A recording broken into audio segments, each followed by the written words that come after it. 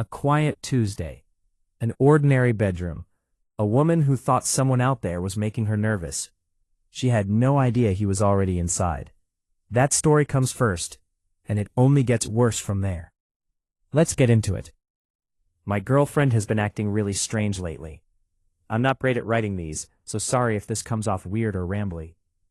I've just been holding this in for a while, and don't really have anyone I can talk to about it. Hoping maybe someone here has been through something similar. So there's this girl, I'll call her E for privacy. We've been seeing each other for a while now. I wouldn't say we're official, but there's definitely a connection. I know what that feels like. That spark, you know? It's been there since the first time I saw her in line at the pharmacy. She laughed at something the cashier said, and I swear I fell for her then and there. Anyway, lately she's been acting different. Not cold exactly, just weird, like she's worried about something. She keeps looking over her shoulder when she's walking, like someone is following her. She holds her bag tighter, walks faster. She even started taking a different route to work. I remember she would always stop at the cafe for a morning coffee. Now she cuts through side streets, or sometimes loops around through the park. I thought about talking to her that day but couldn't find the words. She used to dress a certain way too. Cute soft sweaters, long skirts. Lately it's hoodies, baggy coats, sometimes even a hat pulled low. Like she's trying to hide herself. From what though? At first I thought maybe something happened at work, or maybe an old ex showed up. I don't know, but it's like she doesn't trust the world anymore. We used to have these moments, nothing deep, but special moments where I felt we connected more. Like when she would stop outside the bakery and look at the cakes through the window. I would see her smile, and I would smile too. I always remembered what kind she stared at the longest. She never knew I paid attention like that. But now she barely pauses, just walks the sidewalk between people, head down. There has been other stuff too. I think someone might be messing with her. She started double-locking her door, put up new curtains, got one of those doorbell cameras. I thought about knocking a few times just to check in, but I don't want it to come off the wrong way. I love her. I really do. I just want her to see that. Anyway, that's why I'm writing this. I don't know if I should give her space or try to talk to her. I don't want to come off like I'm pressuring her or anything, but it's hard not to feel shut out when someone you care about acts like you're a complete stranger. I just miss her. I miss how things used to be between us. I brought her flowers tonight. I'm going to surprise her. I know they say not to show up unannounced, but I think when she sees it's me, when she sees how much I care, it will help her understand. She's just confused right now, scared, but I can fix that. She should be home any minute now. I'm being quiet. Don't worry. I'm writing this from my phone while I wait. It's a little cramped under the bed, but I don't mind. Over the last few nights I've gotten used to it. Being so close to her while she sleeps fills me with a sense of joy and protectiveness. I hope she can see how much I love her. I hope she does not scream. That one never gets easier, no matter how many times you read it. The scariest part? He thought he was the good guy. Stay with me. The next one starts at a breakfast table, and the silence you will hear in it is the loudest kind. Today, my son broke character at the breakfast table.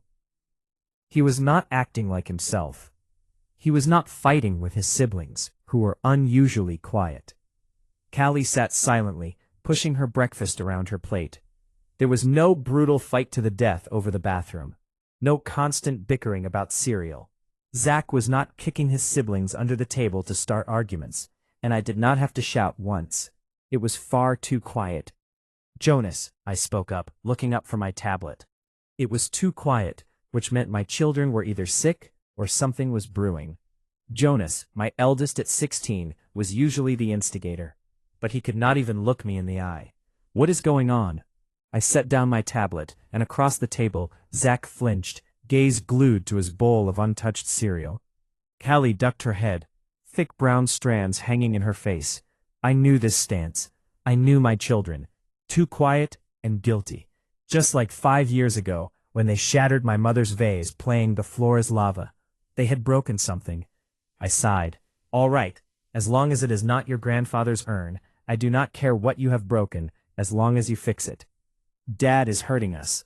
At first, I did not even hear my son. I was too busy reaching across the table and grabbing maple syrup for my pancakes. But then he said it again, stabbing his fork through his breakfast.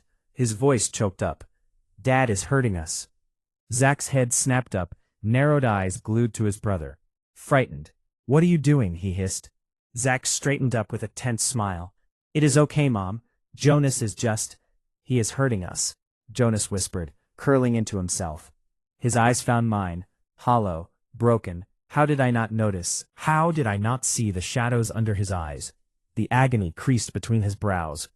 I am not staying silent anymore, he whispered.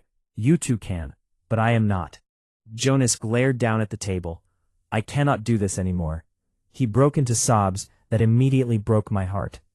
I stood and aimed to wrap my arms around my son, but the second I touched him, he flinched away, eyes wide, almost feral. He shoved me back, diving to his feet. No, get away from me. Ignoring him, I wrapped my arms around him, and after fighting me, screaming and sobbing at me to get away, he melted into my shoulder, sniffling. I stayed very calm, but my chest was aching. I pulled away from the hug, trying to smile. Show me, I said, steadying my voice. I could not scream. If I showed my children I was scared, I would scare them. Mom, Callie spoke up. Callie, stay here, I said. You too, Zach. I turned to my son. Tell me everything, okay? Everything, sweetheart. I grasped his shoulders. I am not mad, and I promise I believe you. Jonas nodded and ran upstairs. I followed him on shaky legs, my heart in my throat. Jonas led me inside the room he shared with Zach. When you go to bed, Dad comes in our room and makes sure we are restrained. Jonas lifted up his pillows, and there, looped around his bed frame, were chains. Jonas turned to face me. Ever since we tried to run, he has chained us to our beds. You tried to run away? I choked out. Why? Thick bile crawled up my throat when my son stepped in front of me, his expression crumpled. There is something I need to tell you. Jonas grasped my shoulders, his nails digging in. Harsh, but you cannot freak out, all right? You cannot call Dad. Just listen to me. I nodded, breathless, as he took my hand and led me back downstairs. 5 years ago, a man approached me on the street in Los Angeles. I was 15 and trying to be an actor, he said, leading me out into the backyard. He said I would be paid in full every week, $500 for one simple job. Jonas let go of my hand, and all I had to do was pretend to be your son, Jonas. Jonas's hand slipped from mine, but then he stopped paying us, he whispered. We tried to leave, tried to call the cops, but he was forceful. He punched Zach in the face and drugged our drinks at night. He started chaining us up when you were not here, and now we are prisoners. He sputtered. I am not even from here. I'm from Texas. I ran away to Los Angeles because I thought I wanted to be an actor, but I am done playing a dead kid. Jonas ducked his head. We just want to go home, Mrs. McCarthy. He corrected himself. Mom. So we are going to go. Zach's voice startled me. He was standing behind me, grasping hold of Callie's hand. I am sorry for your loss, he whispered, but we are not your children. He nodded at Jonas. Get your things. We are going. Jonas nodded. He gave me a quick hug. Thank you for saving us, he said, and I am sorry for your loss, Mrs. McCarthy. I stood, numb, as the three of them started toward the fence. And I was reaching into my jeans and pulling out my gun. Something inside me exploded, and I let out a shriek of laughter. I started forward, pressing the gun into my sweet daughter's head. Stupid kids, I spoke through gritted teeth. I was not losing them again. I buried my children once, never again. Your father ran the auditions, I said, clicking off the safety. I lowered the barrel to Callie's calf. Run, and I will cut off your legs. They froze, and I took pleasure in my next words. But who do you think chose you? Take a breath. The next story is about a couple who signed up for something they thought they understood. My girlfriend and I get tortured for a living. Something went seriously wrong during her last session, and now she is different. I have always had a bit of a passion for odd jobs. When I was a teenager, I discovered Craigslist, and everything just kind of snowballed from there. You would not believe the kinds of things you can find on the internet, the kinds of jobs you can secure without having to do any paperwork. Most of the time, the people hiring either do not want to be traceable by the government, or they are just far too desperate at that point to add any additional hoops to jump through. That was how I met Chelsea. It was actually a really funny story, perfect for telling at parties. It would be perfect for our wedding too, and for telling our kids. It would have been, at least. We met because we had both been hired to come to a birthday party, a kid turning 11. Neither of us fully knew what the job entailed when we agreed, which might have been a sign that we should not have. But we were both informed we would be paid handsomely, and that was all that either of us needed to hear. When we got there, Frank, a middle-aged guy with a salt and pepper beard who smelled strongly of patchouli and marinara sauce, informed us we were to get in a huge screaming match around the middle of the party. We were playing a couple from a few houses down who were really on the fritz. We were not told why, just what to do. I was hesitant. I was not much of an actor. But Chelsea threw herself into the role wholeheartedly. A couple of hours later, we were sitting on the curb a block away, and she was holding a bag of frozen carrots against my swollen cheekbone, and I was nursing a drink, wincing at how my chocolate milk-soaked clothing stuck to my skin. We compared stories of our strangest jobs, our craziest experiences, the worst things we had ever done to make a couple of bucks. We both agreed that anything below a felony was fair game, but we gravitated towards weird, yet legal and harmless tasks. She had a passion for all of it that I had never seen in anyone I had ever met. She was really doing it for the experiences, not the money. She was a thrill seeker. I fell in love with her quickly, like getting hit over the head with a blunt object. It was aggressive and immediate. A couple of months later, we got a place together, and the rest was history. We fell into a nice domestic routine. She made me coffee in the morning and kissed my forehead when I walked into the kitchen. We took turns cooking dinner and doing the dishes, and we watched hours of reality television on our sofa that was just big enough for two. We talked about the future. We talked about a dog and 2 kids in a yard. It all just fell into place. Her friends liked me, and my friends liked her, and our families were the same, but none of them knew about our secret life, the jobs we did together when everyone went home. It was just for us, and it was exciting, this secret hobby that we shared. The first call from OEM came on a quiet Friday. Chelsea was at her job as a barista, and I was at home getting some cleaning done. I was used to getting calls without identification, so I did not bat an eye at the no-caller identification on my screen. What was different, however, was the automated message that played as soon as I picked up the call. This call may be recorded for quality assurance and training purposes. Please state your first and last name and your date of birth. I frowned, tossing the rag I had been cleaning the stove with onto the kitchen counter. Julian Rains, May 14th, 1999. There was a silence and then a beep. Then a man spoke, non-automated this time. Hello, Mr. Rains. I have been informed you might be looking for a job. When Chelsea got home, I was waiting for her on the couch. She came up behind me, cupped my face in her hands, and kissed the top of my head. Hey babe, I said, trying to keep the excitement out of my voice. How was work? Exhausting. She slumped over the back of the couch, but I got this crazy voicemail. The facility was in what looked from the outside like a dilapidated warehouse. The man who picked us up in a long black car was very quiet, answering our questions in single-word responses and keeping his eyes on the road. Chelsea and I kept giving each other small glances and squeezing each other's hands the entire way there. A man greeted us at the car door, opening it for us with a smile. He was tall and thin, and he wore a crisp suit, with his dark hair slicked back, not a strand out of place. Mr. and Miss Rains, I presume? Chelsea looked down shyly. We are not married. Oh, I am so sorry. The man tapped his forehead with the palm of his hand.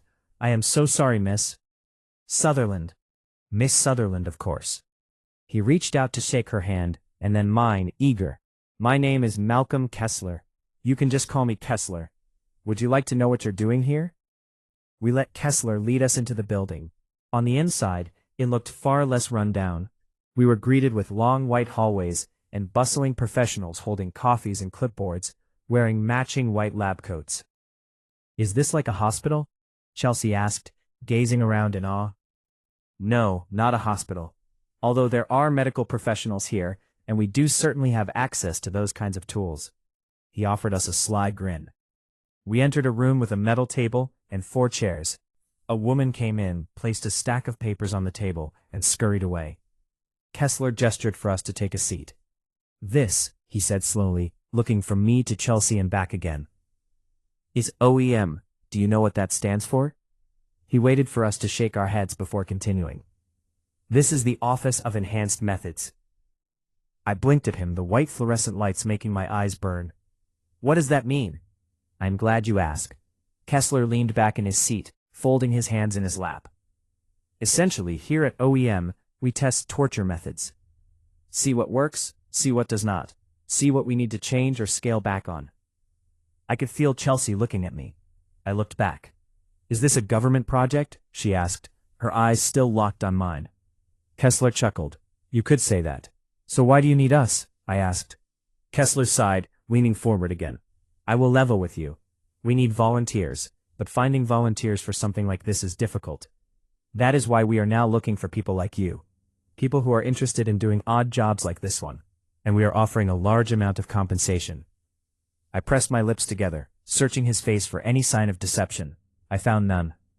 How much compensation? I asked finally. Are you two looking to get married? Kessler asked. I felt the room heat up. Truthfully, I had bought the ring a month ago.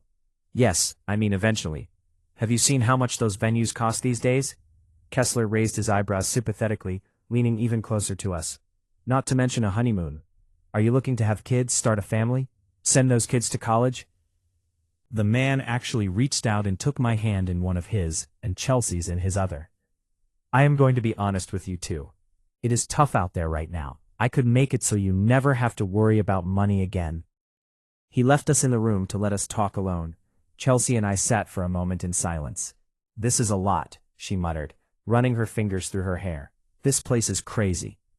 I reached over to flip through the paperwork. I saw words like non-disclosure agreement, liability, medical care. I put the paperwork back down and took her hand. It is a lot of money. He seemed serious. Would we be considered like war criminals if we took part in this? She laughed, but I could tell she was anxious. I shrugged slowly. She rubbed at her face with her free hand, a nervous habit of hers. I reached over and tucked some hair behind her ear, smiling. She smiled back apprehensively. There was something neither of us were saying. How bad was the job to offer that amount of compensation? Still, there was a buzz between us. This was what we did. We signed up for strange things for the experiences. Chelsea lived for things like this. I think I knew the second we got there that she would end up wanting to do it. When Kessler came back, I stood up, pushing my chair back. What kind of torture are we talking about? His smile was wide. I can show you now, if you would like. He explained as he led us back down the hall, guiding us into a different room that was essentially the same as the one we had just been in, but with more cameras mounted on the walls and with different chairs. I winced a little when I saw the wrist and ankle restraints attached to the sterile metal frame. Everything we do here stays within these walls, he told us, communication-wise, but also physically. We will do nothing to permanently damage you, and we have medical staff on site for any treatment you may need. As if on cue, a man in one of the lab coats came into the room, pushing a cart. He began strapping down our wrists, leaving our legs unrestrained.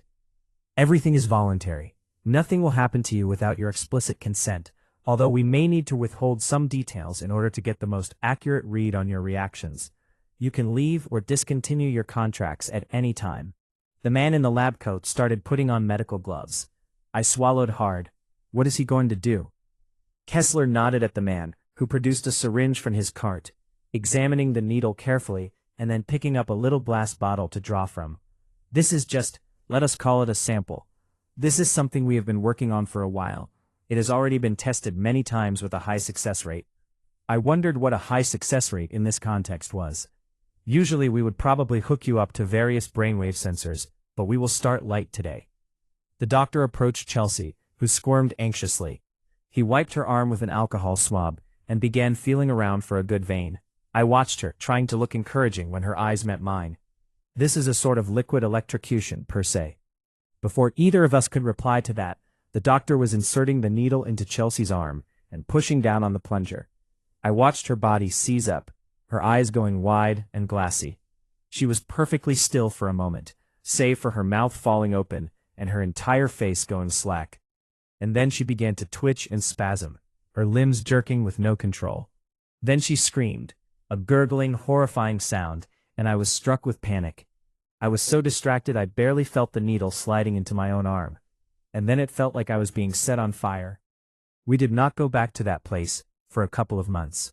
Kessler told us to take our time to think about it as he handed us a tall stack of bills. The feeling of the money almost made up for the pain. He had told the truth. It did not last.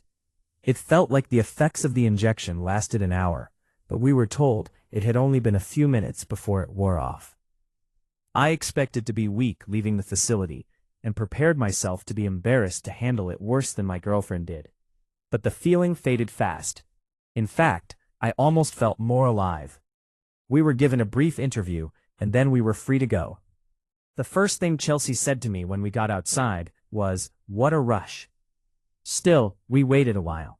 It felt like a next step in our odd jobs hobby to make this a regular thing, like something a little bit depraved. It was dystopian. It was strange and scary. Even though the sensation was gone, I could vividly remember what the injection had done to me, how it had torn through my veins, how I had wondered if I was dying. And that was supposed to just be a sample. But eventually, neither of us could stay away. The money was beyond good. At first, we kept it a secret from each other, as if we were doing something bad. She would head off to work, and I would drive to the warehouse. They would inject me, feed me things that made me sick, toss me around, even beat me, and then I would drive home, still reeling and sore. Chelsea started acting strange, staying up after I went to bed, but I could not exactly call her out on it, because I was being strange too. Neither of us wanted to put any pressure on the other, and I don't think either of us liked the idea of the other getting tortured. It was all but confirmed in my mind that we were both doing the same thing when I caught her coming through the front door at almost 3 in the morning, rubbing at her temple like she had a horrible migraine. I was sitting on the couch, reading a book, waiting for her. She stopped cold, her eyes going wide. I could not help but chuckle. "Cheating on me?" I asked. She laughed, plopping down next to me on the couch. "Not exactly." I pulled her to me, and she rested her head on my shoulder. "Let us just do it together, okay? From now on, let's just go together." I waited for an answer, but after a minute, all I got was a snore. We went together the next weekend. Kessler greeted us, patting each of us on our backs cheerfully. "Great to see you two together again. The work you both have been doing here is just fantastic." Chelsea and I eyed each other, and she gave me a little punch on the arm. I grinned at her. "I have something different for you two today, now that you are here together, if you are up for it." My smile faded a little, twisting into mild concern. "Different how?" He waved me off, guiding us into one of the rooms. The same chairs greeted us, with their cuffs and restraints. A doctor was already inside, holding what looked like a headband. "We would like to try something more psychological than you are used to." I stopped in my tracks. Kessler and Chelsea both turned to face me. Psychological torture? I was getting vivid images in my head, all of the psychological horror movies I had ever seen rushing back to me. Physical pain was one thing, but sanity was delicate, something that should not be played with. Kessler approached me, placing his hands on each of my shoulders, and offered me a reassuring smile. "Think about it, Mr. Rains. It will be a brief test. It will only last around 30 seconds. Like I have said, nothing will leave this facility, and we have professionals to assess your mental state directly afterwards. 30 seconds for enough money to buy a used car." I worried my lips together, the fear I had had in the past creeping back in. If it wasn't dangerous, why was it worth so much? "Come on, Jules." Chelsea smiled at me from behind him. She did not look afraid, and it soothed me a little. "We will do it together." I nodded reluctantly. Almost as soon as my chin raised to do so, the doctor was slipping the headband on, 2 metal plates digging into my forehead. I felt my muscles tense up. We took our seats, and Chelsea reached over to grab my hand. They did not strap us down this time, which I hardly thought about until after it was too late. The doctor put Chelsea's headband on too, and she made a face at me, which made me bite back a laugh. "Ready?" Kessler asked. Then he nodded at the doctor, who pressed something on what looked like a keyboard. And Chelsea started to scream. The second he touched the thing, she was screaming. It was not like any scream I had ever heard before, not like the one from the first time we had been here, and not in any horror movie, certainly never in real life. It felt like my eardrums were bursting, and it only grew louder and more shrill.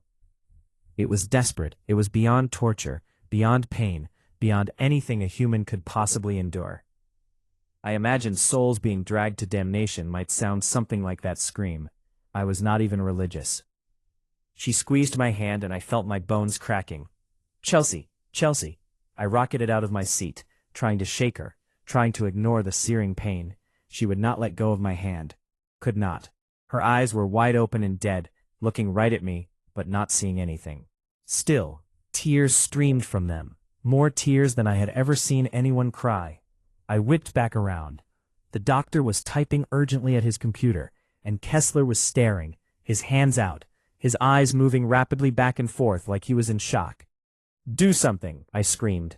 "Do something." Chelsea was gasping now, a ragged sound that bounced around in my head. It felt like I could hear nothing but that horrible wet gasp, just dead air and her throat clawing for breath. Drool seeping from her mouth and down her chin. Finally, I ripped the headband off her. Instantly she went slack, letting go of my hand. The room was silent for a moment.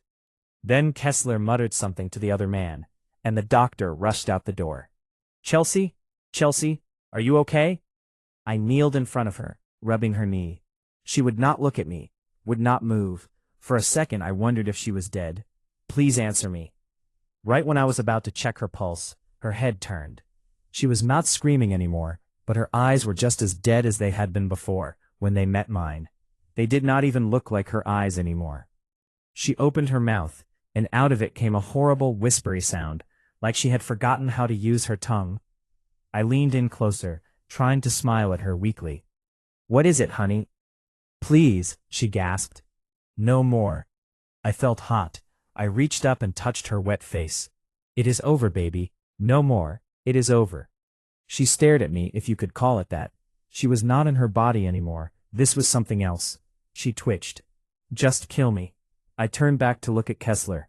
He looked just as shocked as I did, anxiously adjusting his tie. For a long moment we met eyes, and I knew what he was thinking. Something had gone horribly, unbelievably wrong here, and he did not know how to fix it. The next few hours were a horrible blur. I remember doctors rushing around, wheeling Chelsea out of the room despite my pleas to know where they were going. I sat alone, in the cold, sterile room, her scream echoing around in my head. I cried. I begged the cameras in the corners of the room. I banged my head against the table. Someone came in and bandaged up my broken hand, but no one would tell me anything. It felt like days. When the door finally opened again and Kessler stepped through it, I could not even feel relieved. I just felt broken. "Where is she?" I croaked, raising my head. "Is she okay?" He said nothing, just sat down in front of me. He was back to business, the horrified expression completely wiped away. He took an envelope out of his pocket and placed it on the metal table between us. "Miss Sutherland is right outside. She is unharmed and feeling fine." I choked out a sob. I hid my face in my hands. Kessler cleared his throat and continued. "You are to take this envelope. Inside is a check for $700,000. One of our drivers is going to take you to the emergency room, where you will have your hand properly treated. Any further medical bills will be completely covered by us. You are to do this, and then go home and never return here. Do you understand?" I looked up at him, and I nodded. I was angry. I wanted to yell, demand answers, threaten to sue. But I was far too exhausted for any of that. I just wanted to see Chelsea. I just wanted to go home. Kessler nodded, his mouth pressed into a thin line. "We at OEM are terribly ashamed about what took place today. Please accept our deepest condolences." Something about that rubbed me the wrong way, made my skin prickle, but my mind was numb. I just nodded again, taking the envelope and shoving it into my pocket. Chelsea was just outside like he had said, and she smiled when she saw me. I gathered her in my arms and squeezed, breathing in the scent of her hair, kissing the side of her neck. "Thank God you are okay." Hey, do not cry." She pulled back, kissing my cheek and wiping away my tears. "I am more than okay, baby. What a rush." A laugh burst out of me like an uncontrollable cough. "You are a psychopath. You like it." As promised, we were taken to the hospital, where I was put in a cast. My hand was broken in 3 different places. As Chelsea sat with me while they examined it, a horrible, anxious feeling crept over me. When I looked at her, all she did was smile. I could not sleep that night. I stared at the ceiling, white spots drifting across my vision, my hand throbbing dully on my chest. Chelsea's back, pressed against the side of my arm, was the only thing that made me feel any calmer. I turned to look at the back of her head, chewing on my lip. The room felt too quiet, too dark, after spending so long in that bright, sterile room. I was restless. "Chelsea," I whispered, "are you awake?" She said nothing. She was not snoring, but I swore I could hear her heart beating. Ka-thunk, ka-thunk, ka-thunk. I sighed. "What did you feel when it was happening?" I knew she would not respond, but I asked anyway. I needed to talk, even if it was just to myself.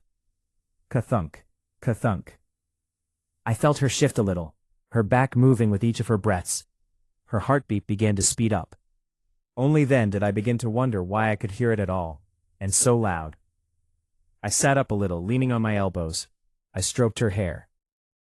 "Hey, are you okay?" No answer. Ka-thunk, ka-thunk, ka-thunk. Suddenly I had that feeling. I had that feeling children get at night, when they become certain there is someone in the closet, or just outside their bedroom door. Panic raced through me, and whether it was rational or not, I had to see her face. I had to be sure she was alive, and she was herself, and she was real. I reached over and took her arm, rolling her toward me. Chelsea's eyes were wide open, bloodshot, and my heart jumped into my throat when I realized it had not been her heartbeat that I had been hearing.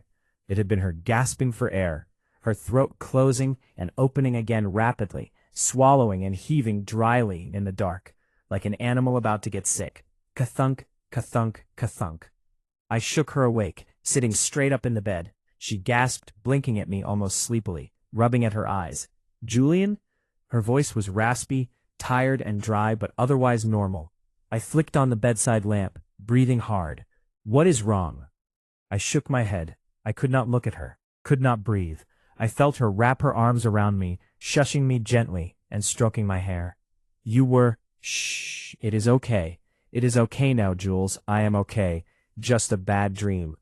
But it was not a dream. I knew it was not. After that, my girlfriend was different. She was not herself. I tried to go back to normal. She certainly tried to. She went to work like before, saw her friends, watched television with me on our couch. But it did not feel like she was really there anymore. She did not sleep much at all, and when she did, it was strange and restless. I more than once caught her sleeping with her eyes wide open, just like that first night. Once I asked her what her dreams had been like recently, and she hesitated before telling me. "You know how when meat is fresh, and the muscles are still alive, so they move and squirm even though the animal is dead?" She smiled and ruffled my hair. "That is what the backs of my eyelids look like." The worst part was how normal she pretended to be, how fine she told me she felt, how she kissed me like always, and how she tried to joke, but it never came out quite right. I reached my limit one night a month later, when I got home after having a drink with some friends. The house was completely dark, completely silent, completely still. The second I opened the door, I felt it, the unexplainable terror, like there was a man in the closet. It did not feel right in there. Nothing felt like it was in the right place, even though I knew it must have been. Everything just felt wrong. "Chelsea?" I called out politely, shrugging off my jacket, wet from the rain. "Are you awake, honey?" No answer. I went to go upstairs when I saw her. She was down the hallway. Her head was half poking out around the corner, only her eyes showing in the darkness, wide open, staring at me, but not seeing me. She started to scream, and it was even worse to not be able to see her mouth. She screamed in short bursts, like a panting dog, the blood-curdling sounds jolting out of her. Fight or flight kicked in. I turned around and walked right back out the door, closing it behind me. I walked until I was across the street before looking back at the house. She was in the bedroom window, the lights turned on, illuminating her silhouette. I watched her rear back and slam her head into the glass once, then again, something dark and liquid trickling down to the frame. The paramedics had to tie her down to keep her from thrashing or from hurting herself. I watched as they took her away, begging them to kill her. I tried to call OEM, but all I got was a message that the number had been disconnected. I drove back there while she was still in the hospital, but there was nothing left but an empty warehouse. When I picked her up, she was completely normal again, the only proof of the episode being the stitches on her forehead. It was that day, the day I picked her up, when I felt completely broken down and helpless, that I started to hear her voice. "Honey?" I looked over at my girlfriend, or what my girlfriend had become. She was staring out the window, smiling peacefully. She glanced at me, her smile widening. "Nothing, Julian. I did not say anything." I turned back to the road, convinced I was just losing my mind. I had to be. It would make sense. But then I heard it again. "Julian, open your eyes, honey. It's okay. Jesus Christ, Kessler, would you take that thing off him? I think he has had enough." It has been weeks since then now. We are home. We are safe, or at least that is what Chelsea says. I'm trying to believe her. I know it was in my head. I know it was just whatever that device did to me, but it felt so real when it was happening. I am terrified one day I will wake up again in that room, and I don't think if I did I would bounce back so quickly. Still with me? Good, because the next story does not take place in a lab. It takes place on a quiet afternoon, at a front door in a town that has been haunted for 300 years, and once you let her in, there are rules you must never break. My town is haunted by a witch. If she knocks on your door, you must let her in. I live in an old New England town. Legend has it that for 300 years, it has been haunted by Zuriel the witch. We learn about Zuriel on school grounds. Older kids teach the younger, voices low and eyes glimmering. She will knock on your door in the form of a traveler asking for a glass of water. You will know it is her because despite claiming that she is terribly thirsty, she will not touch the water you offer her. There are 5 rules you must follow when Zuriel knocks on your door. You must let her in. You must be friendly at all times. You must not show that you are afraid of her. You must not let her out of your sight. You must not let her pass the first room of your house. When someone dies in a domestic accident, whispers circulate that they received a visit from Zuriel and did not follow the rules. Some claim to have met her and survived, but because she changes appearance every time, accounts are impossible to verify. Many grown-ups deny believing in Zuriel, but when entering a house in our town, one will usually find a glass and bottle of water kept by the front door, just in case a stranger stops by. I am a skeptic, or rather I used to be until recently. Sure, Zuriel scared me as a child. When I heard someone knocking at my parents' door, I would run to my room and lock myself in. Zuriel never came. As I got older, I did my research on her. It turns out that a woman by the name of Zuriel really lived in our town. According to historical records, she was a spinster of most ill-favored countenance, who lived alone at the edge of the woods. Long suspected of being troubled by an unclean spirit, she was much disliked by the townsfolk. They complained that she continually intruded upon their property. In 1734, after Zuriel had not been seen for weeks, a pious old woman went to check on her. She found Zuriel's decomposing body lying in her shed, her throat cut almost to the bone. Although some young men had been heard declaring they would rid the town of the foul witch, they were never prosecuted. This haunting nonsense was the result of a sad page of history, I concluded. After I married and moved into a new house with my husband, he insisted on keeping a glass and a bottle of water by the front door. I did not want to, but I figured it was not a matter worth fighting over. Last Friday, at around 3 in the afternoon, I had just put my son down for a nap when I heard knocking at the door. I absent-mindedly opened it to a woman of about 40 whom I had never seen before. She was in hiking clothes, not surprising. The area is known for its nature trails. "Hi, can I help you?" "Hi, I am so sorry to bother you." A stylish bob encircled her pleasant face. Even with sweat purling on her forehead, she looked polished. I thought she must have come from a big city. "May I ask you for a glass of water? My bottle is empty, and I am so very thirsty." She smiled at me apologetically. A hiker asking for a glass of water. That is it. You must let her in. "Of course, please come in." "Oh, that is so kind of you. Are you sure I am not bothering you?" "No bother at all." She bashfully walked through the door I held open for her. A split-second thought crossed my mind. Slam the door in her face. In the blink of an eye, the hiker was inside my house. She hovered by the entrance politely. I turned towards the kitchen, then remembered the glass and water bottles sitting right next to me. You must not let her out of your sight. Well, why not? As I poured the water, she glided from the entrance to the couch and sat down. I did not like that. She must have noticed, because a flicker of guilt tightened her features. You must be friendly at all times. I responded with a bright smile, handing her the glass. That is when I noticed that she had no backpack, no pouch, not even a water bottle. I took a deep breath to push down the panic that had started swelling up. I sat in front of her. You have been hiking? I chirped. I just did the mountain loop, she replied enthusiastically. It was so pretty. Without drinking any of it, she set the glass on her lap. You must not let her out of your sight. You must not let her pass the first room of your house. I sat very still, keeping my smile steady, watching her hands. Do you live around here? She asked pleasantly. Born and raised, I said. She tilted her head slightly. Her eyes drifted toward the hallway, toward the rest of the house. My son was back there, asleep. I cleared my throat. So what brings you out to the trail today? Her eyes came back to mine slowly, too slowly. She smiled. Just needed some air. She had still not touched the water. We sat like that for what felt like a very long time. Her asking light questions, me answering them, watching her, never standing, never letting my eyes leave her face. My hands were clasped in my lap, so tight my knuckles had gone white. You must not let her pass the first room of your house. At one point she stood, and my whole body went rigid, but she only stretched, rolling her neck, looking out the window. Beautiful yard, she said. Thank you.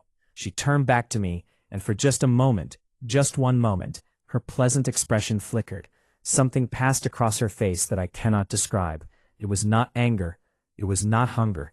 It was something older than both of those things.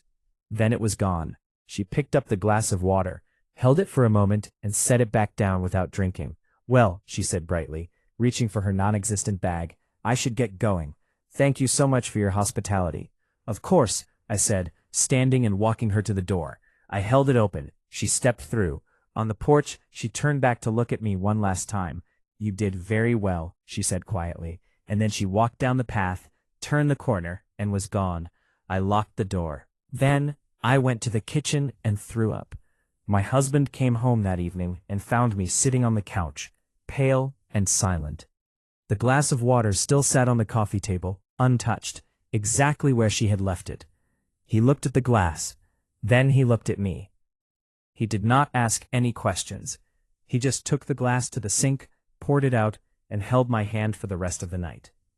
She followed every rule, and she is still not sure what would have happened if she had not. And that is how tonight ends. Not with a scream, not with a chase, just two people in an empty parking lot, both realizing the same thing at the same time. If these stories messed with your head, you are not alone. Hit that like button so more people find this channel. And if you want more stories that actually get under your skin, subscribe. I drop new ones every week.